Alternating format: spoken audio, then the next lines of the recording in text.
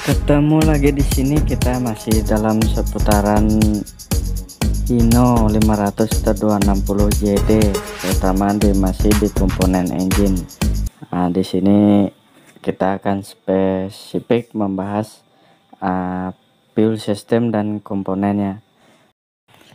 Ya, di sini kita akan melihat gambaran singkat atau diagram animasinya, bagaimana dari flow fuel ini atau aliran dari minyak itu sendiri.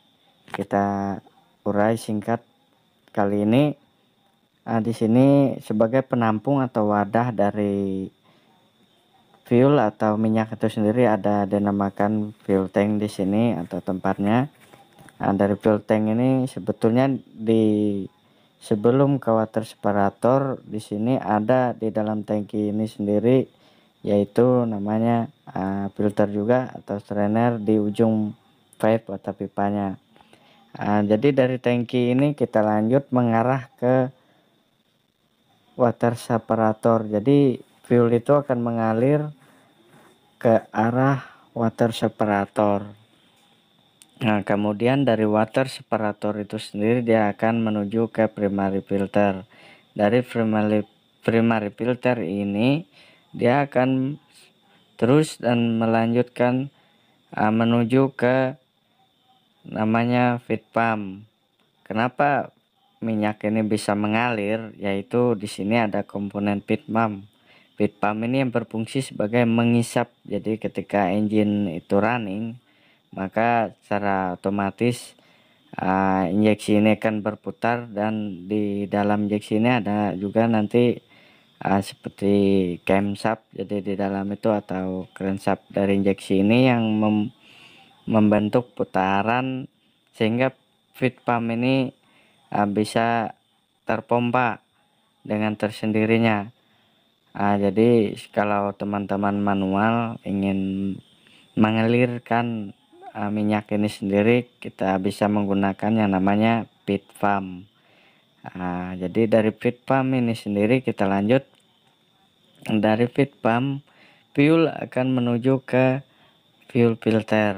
Mungkin di unit Hino kita bisa lihat dia posisinya di samping sebelah kiri dari engine. Dari fuel filter ini fuel atau solar akan mengalir lagi menuju ke injeksi pump. Jadi injeksi pump di sini berperan penting sebagai pemompa dari fuel ini. Di sini mungkin kita akan bahas secara spesifik lagi nanti atau secara tersendiri dari komponen-komponen injeksi pump atau gimana cara kerjanya sendiri nanti. Jadi dari injeksi pump ini minyak akan didorong oleh injeksi pump menuju ke nozzle sebagai pengantar itu sendiri. Fuel ini adalah pipe dari injeksi pump atau injection pipe di sini. Jadi di nozzle inilah titik akhir perjalanan dari fuel ini. Dan selanjutnya dari nozzle ini akan dialirkan menuju ke fuel tank lagi, ke wadah dari minyak ini.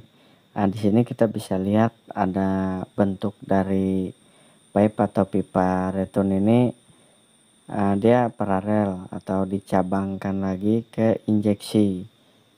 Di injeksi ini dia atau di ujung dari pipa ini ada baut. Ini dinamakan dengan drop feed valve.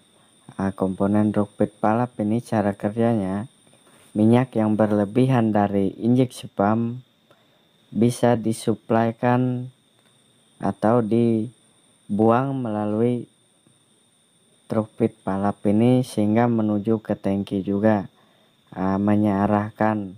Jadi return atau minyak kembali yang dari nozzle tidak bisa masuk ke injeksi karena ada stroke pit valve ini, sehingga alirannya searah di sini.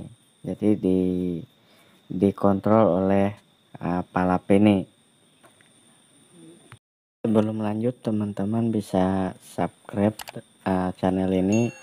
Jangan lupa tonton video ini sampai habis, like, share, and comment di video ini. Dalam fuel system ini yang berperan penting di sini ada injeksi pump.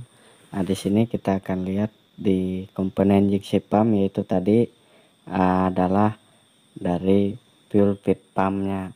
Jadi di sini teman-teman gambaran dari fuel feed pumpnya. Di sini ada namanya priming pump.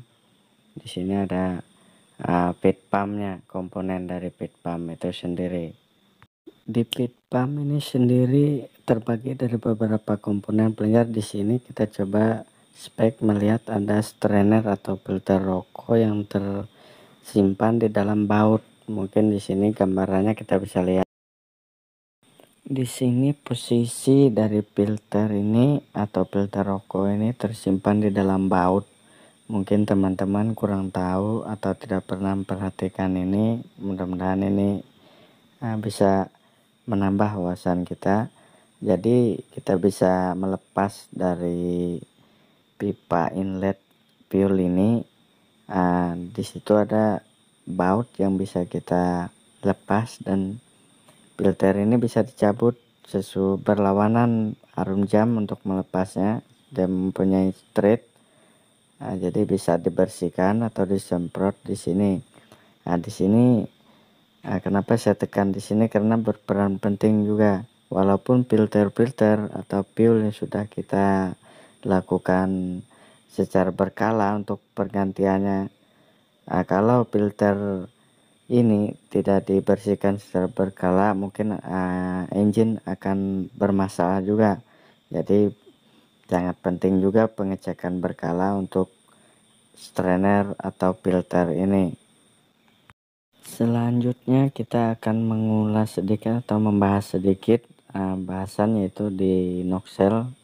Dari komponen-komponen nozzle ini kita bisa lihat gambarannya. Di sini ada kembalinya ke fuel tank. Ini ada tadi sebagai komponen untuk kembalinya, yaitu PEP atau pipa return tadi.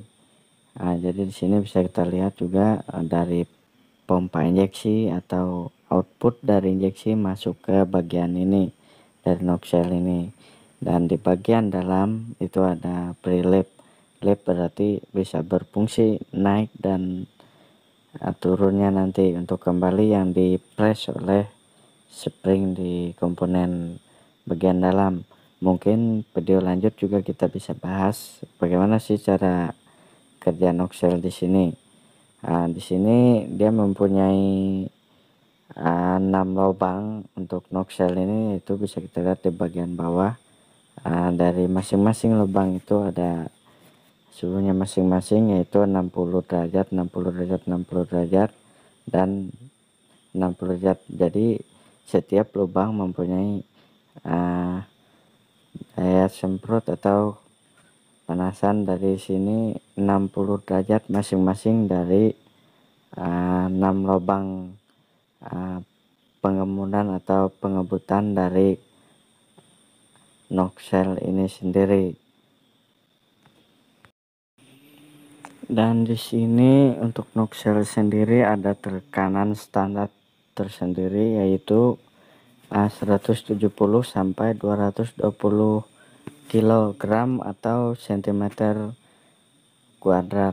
Jadi teman-teman bisa melakukan pengecekan atau adjust dari nozzle ini yang masuk dalam standar 170 sampai 220 ini. Moga-moga bermanfaat sharing kita kali ini. Semoga apa yang kita sharing di sini bisa bermanfaat untuk teman-teman semua.